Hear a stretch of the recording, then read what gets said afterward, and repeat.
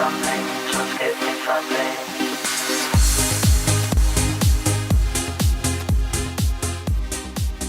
Some of these are really, like the Yonkers 87's a great aircraft, but it's nothing special as far as performance goes. Oh God, no. It was a pretty much, unless it had fighter defence, it was a sitting duck. Yeah, yeah. That's why they used to call them Stuka parties, when they used to go in and literally massacre them. Yeah. And it was a great way for a pilot to get a good tally on his on the side of his aircraft. It was just, yeah. You almost feel sorry that they couldn't just radio them, say, well, you can bail out now, boys. Yeah. Just a little bit of warning, but unfortunately. There was a lot of animosity against Stuka pilots. The fact that they were not renowned for being chivalrous in where they aimed. Yeah. So a Red Cross to many was a target. Exactly. And that's not saying all German pilots were like that, but unfortunately there were enough of them. To soured the. spoiled that. Definitely. I think think spoiled everyone. Why. That other documentary we were watching, that Mustang pilot who saw the German pilot shooting up the guys in the parachutes. And I could kind of, after like some of the stuff I'd learned about what was happening in the war and that, and the different perspectives on both sides, I kind of thought, I can understand why the German pilot was doing that. I mean, it would have been filled with so much hate for because those bombers were killing. Like Germans on a huge level, and civilians too. Yeah, absolutely. There's nothing left. There would have been a lot of horrendous. It wasn't just because these guys were Nazis. No, exactly, which I think is what a lot of people kind of assume. Yeah, that it was an ideological thing. It was a natural gut-filled hate for people who may have killed your family. Yeah. We don't know that person. He may have had relatives of his who were killed in the raids. Probably did, because most almost every family lost some of the firestorms that were created. Absolutely, like, and so that sort of thing is it's ungentlemanly conduct. Yeah, and against the rules of war and a war crime to shoot someone in the parachute, but. Certainly understanding it doesn't justify it. But I could probably see where he was coming from on that one. Yeah. But it's stuff you just. It's been interesting because I remember hearing stories about, learning about the firestorms and the 1,000 bomber raids when I was quite very young. I wasn't even a teenager. It's kind of think, oh, cool, kind of thing. I mean, it sounds, it is a spectacular image. Yeah. But it's, as you kind of grow older, you realise it's also a horrendous one. Yes, it's indeed. Really. Yeah. Because 99% of the people on the ground are unwilling participants. Or civilians and that. And they're not just civilians, but quite often they didn't want the war in the first place. Yeah, yeah. And all of a sudden they're in it. Yeah,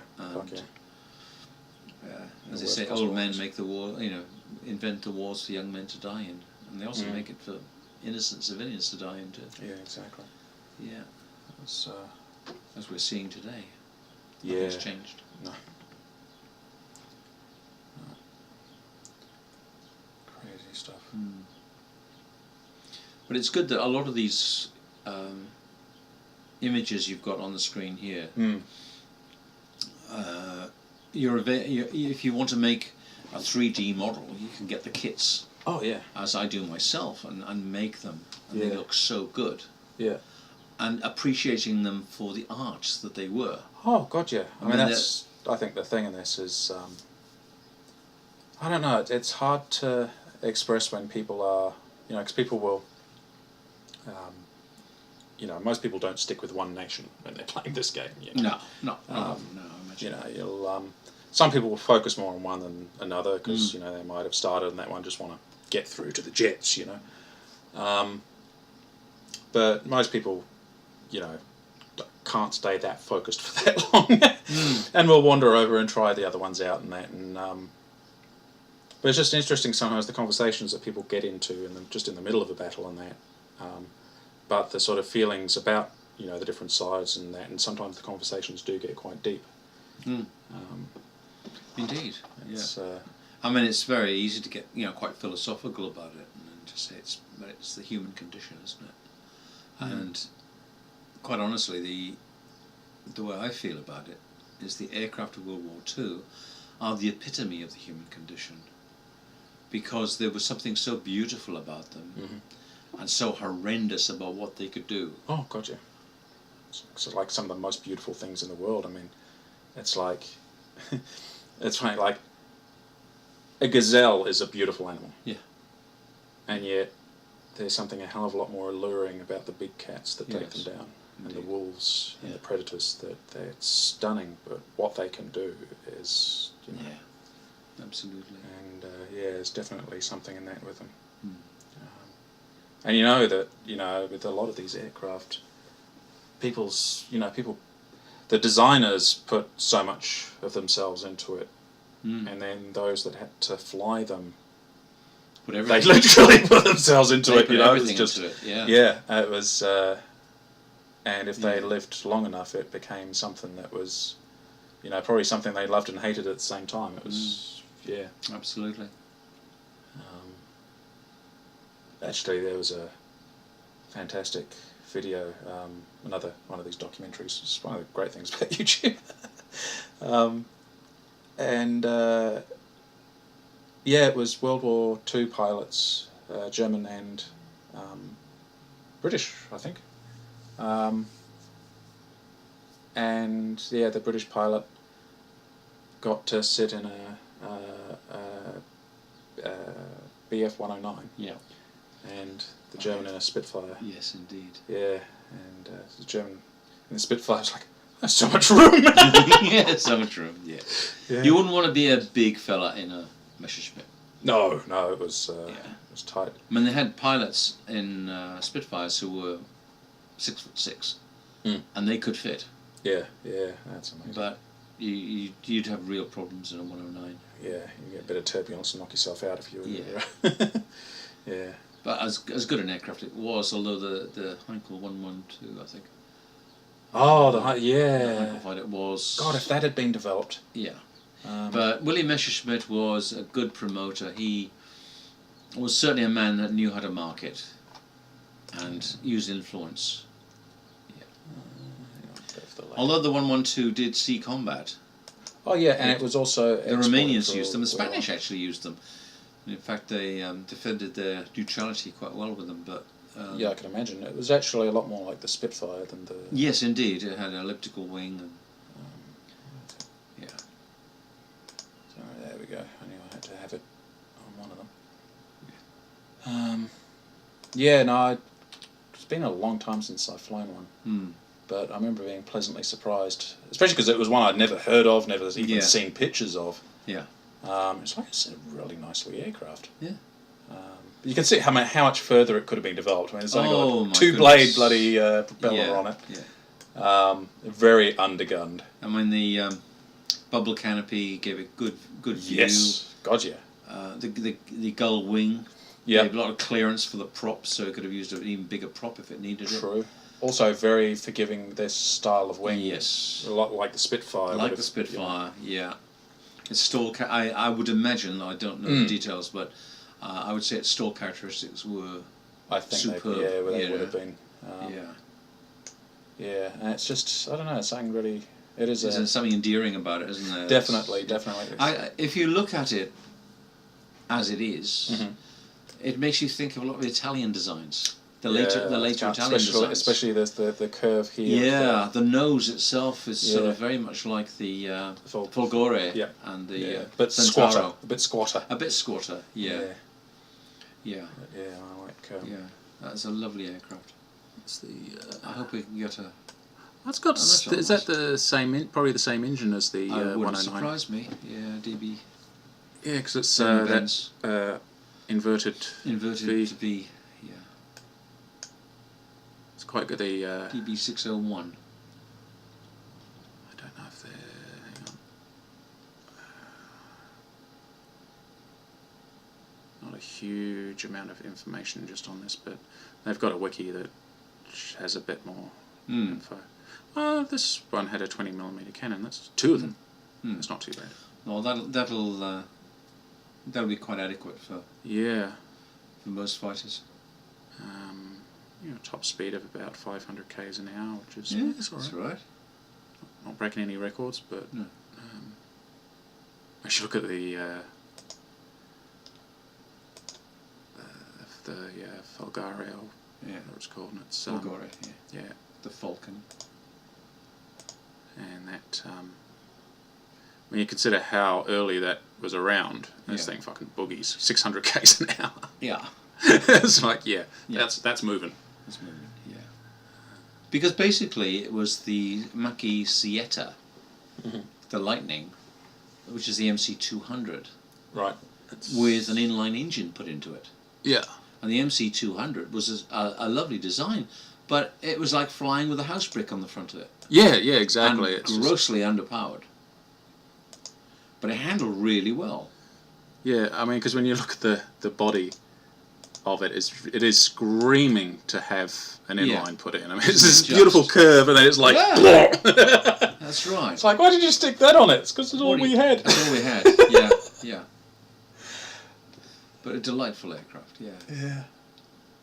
I think it's funny actually when you look at the canopy on the 202 there. Yeah. And it's actually there's an air gap there.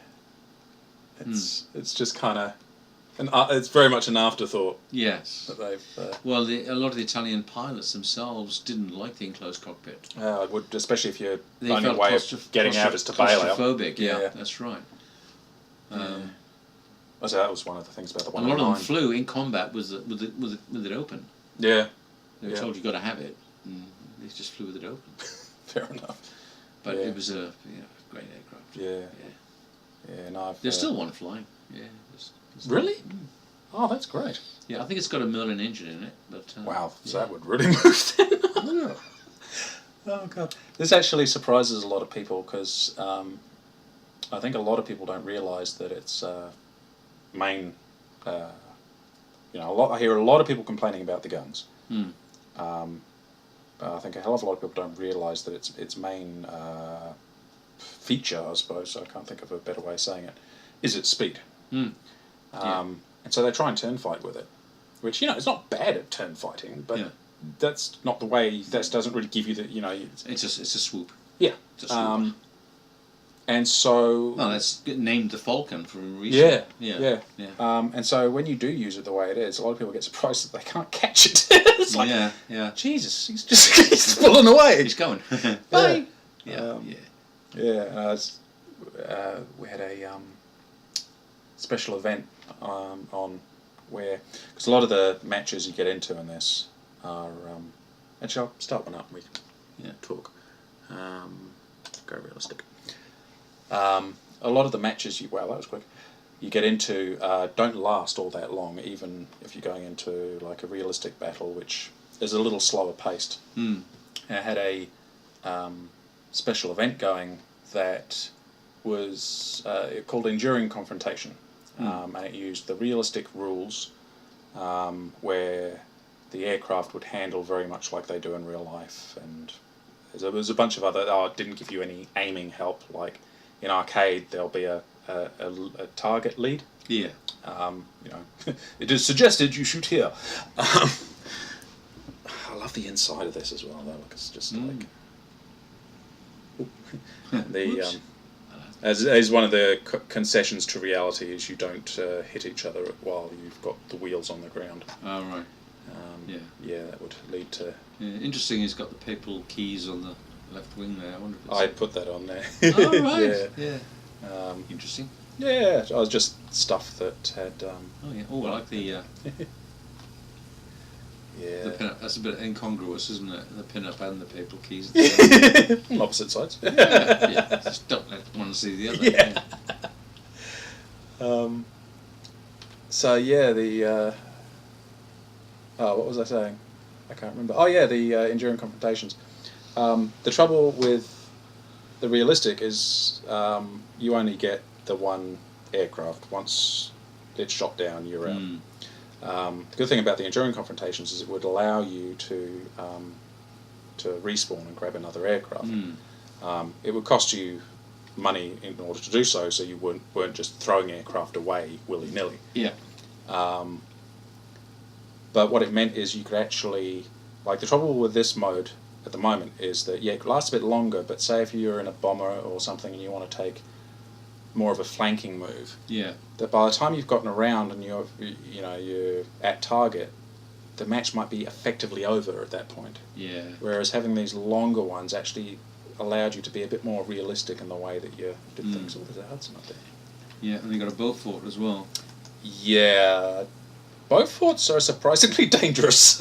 They're well, the Australian Beaufort was particularly lethal because they put the half-inch guns on them. And, yeah. Oh god. and they weren't, Bad enough for the and Suns. typically Australian, they weren't shy about sticking extra ones on either. He's coming in. I have to go. But the Beaufort is vulnerable from below. Yes, yeah, it Yeah. is. That top, look, he's getting right down too. Yeah. Yeah, and they can hug the deck, so Oh, God, yeah. getting below them is difficult. Although some of them had a chin rear gun, the bomberman had a rearward sometimes had a rearward facing 303 from the nose position, which is interesting. I'm not going to be able to Get under him. no, and I'm not taking that turn at that. I'm not turning with him because it wash off too much speed. Try and keep an eye on him though. And the Beaufort could handle very, very It does, well. yeah. A lot of people really underestimate it and will actually, because that top turret can actually it does have a lot of. It doesn't have much of a dead zone. Yeah. Yeah. Yeah, it's got a 180 degree traverse, so it's... Yeah. Watch it. See if this 109 is getting absolutely. Yeah. The 109 damaged the Beaufort, but he also got a fuel leak himself. Yeah. I've got to be so Yeah. careful. Yeah. See, even then, if that gunner had been, Yeah. and now of course I'm overtaking him, which is not good.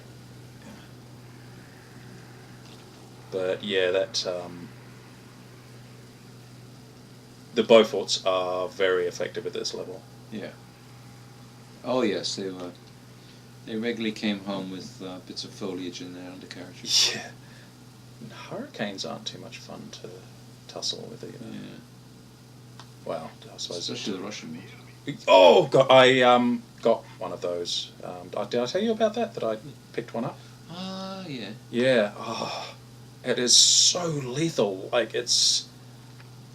What amazed me is that because it was saying that Hawker started producing wings for the Russians. Yeah, for Yes. those. Which was the universal wing that they put into the Mark IV. right. Yeah. Okay. And what was it? Because it was quite funny because the Germans logically assumed that the British would be using them as well. Mm. They really fucking should have. Yes. Because they were making the wings. I suppose getting hold of the the Mark guns. IV, which came into service, had the same wing. P40. Oh, he is not Yeah. paying attention though. Yeah. Oh, and a bloody Corsair. That's a bit unfair that they've got Corsairs at this level. And by level, I don't mean at this altitude. Oh, that's it. Yeah. These are all fairly early. Oh, no. Not the biplane Corsair, it's the... Yeah, it's Yeah. the yeah. Oh shit! Where's he gone? Okay. Behind you. Yeah. Not a good place to be. No, but yeah, I'm leaving him behind. Got to keep an eye on that Corsair though, because he could really ruin my day. Yes. You definitely have a speed advantage over you, that's for sure. Shit. Ooh. Is that? No, that's not the same P40. That's the same P40. The other one must have had altitude. I think I could be in trouble here. Ooh, Oh, did some nice damage. one. Yeah. Thank you. But these Good. P40s want my sweet, sweet ass. Yeah. Oh dear. Oh, nice. Was that the Corsair? It was the Corsair. Calm down. Wow. I must have taken out his tail controls. Mm. I didn't. It was a nice bit of deflection shooting. Yeah, it's. Burning a bit of oil there, Cobb. I think that's fuel, actually. Oh, right. Yep, that is. It's fuel. You can see up here we've got a leak. So I should probably head back to base and get that seen to. And that P-40's using altitude to... Try and catch it. Yeah. But I've left the other one behind. He gave up once he got down to about... Oh, that's getting too close. Oh, God, he's still... Oh, fuck. Trouble is, he's overcompensating, so... Yeah, you don't want to manoeuvre too much when you're trying to run away from somebody, because it almost... You bleed speed. Yeah. And the good thing is... Oh, that's not good. That's probably me done. Yeah. The good thing... the thing is, I think a lot of people forget as well that, yeah, even though you're vulnerable... Yeah. You know, because you got somebody behind you shooting you, all the angles of your surfaces, if they're going to bounce a shot, that's when they're most likely to. Yeah. You start turning, you make yourself a bigger target. Yeah. Oops. Oh, there goes the Stuka. So, yeah, that's how this is the sort of planes that the Folgari gets matched up with, which is, you know, it's not bad, but it's kind of the early-ish war stuff. Yeah. What? Didn't see what type of Corsair that was. That would have had to have been. FW1D, I think. Yeah. Let's go back and have a wee look. Corsairs are not, because people get hold of the Corsair quite early. It's another aircraft you tend to see misused, like just flying by people that don't really know what they're doing. Yeah. Because that Corsair could have easily. Oh. He could easily have had me, and yet he just was just kind of. The power ratio over you was enormous. He could have outclimbed you big time. To start with. But he did well. He did well with that. That was good. Oh, thank you. Wasn't one of my better performances, but it wasn't too bad. I didn't make any huge cock-ups, really. I probably could have avoided getting shot down by that guy, but... now, hang on, American. So, yeah, where's the... Now, FOU1A. That's actually... So, hang on, rank 3... Here it is. 2.7... Some of this is obviously... Oh, hang on. Yeah. And you've got to remember there was another Corsair as well. Pre-war biplane. These ratings here are based on player performance. So how well people do with them it's how they work out the battle rating. So I've got... and you can... I think it's up to an entire... So I could see up to 3.3, I think, with this. So anywhere from 1.3 up to 3.3, I can get matched with.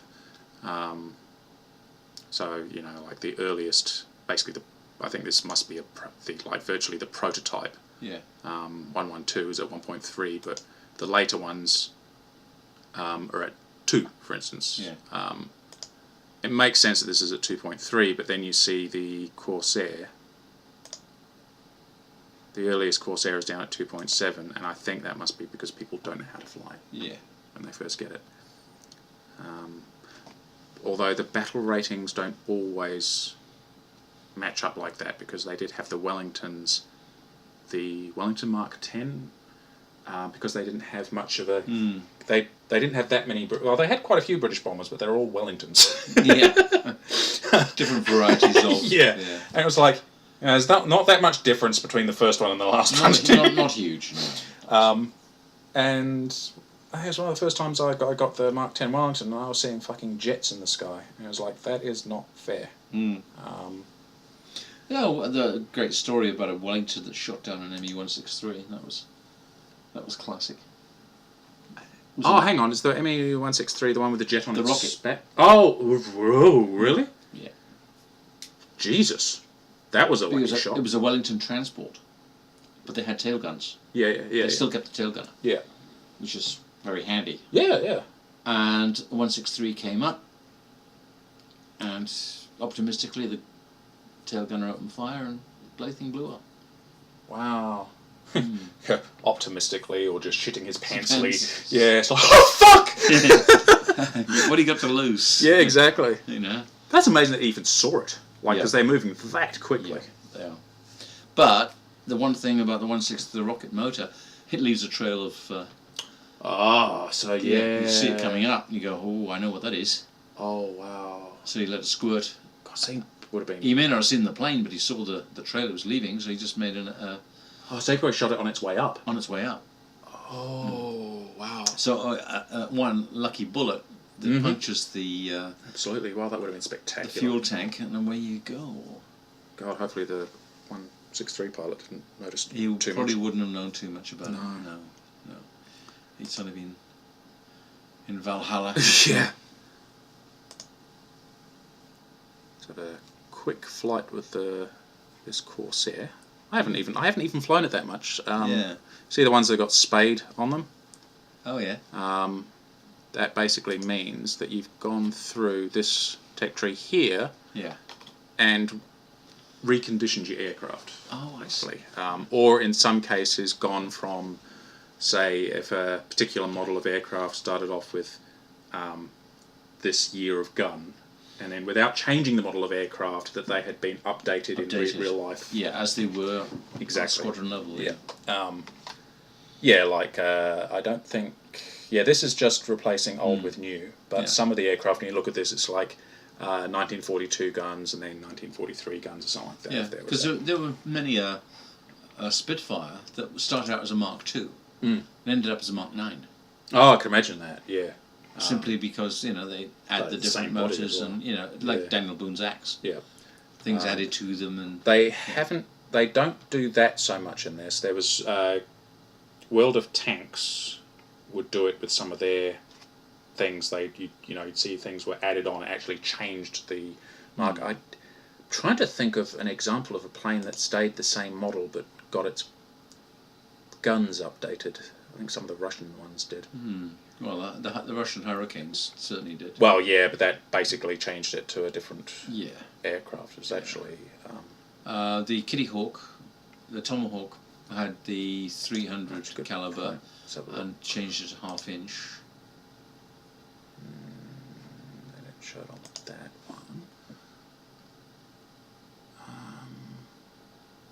Be an absolute buzz. I'm not going to try the looking for P-51. it. The P-51, the original one had rifle caliber and then ended up with 1/2 inches and 20 mil, of course.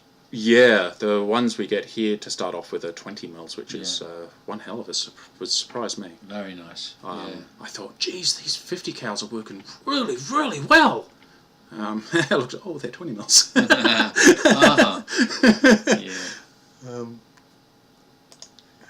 Yeah, it's real can openers. Let's see, because we're going to probably get matched up with similar aircraft that we were before. Yeah. So that'll be interesting to see. What was the other aircraft we were just talking about?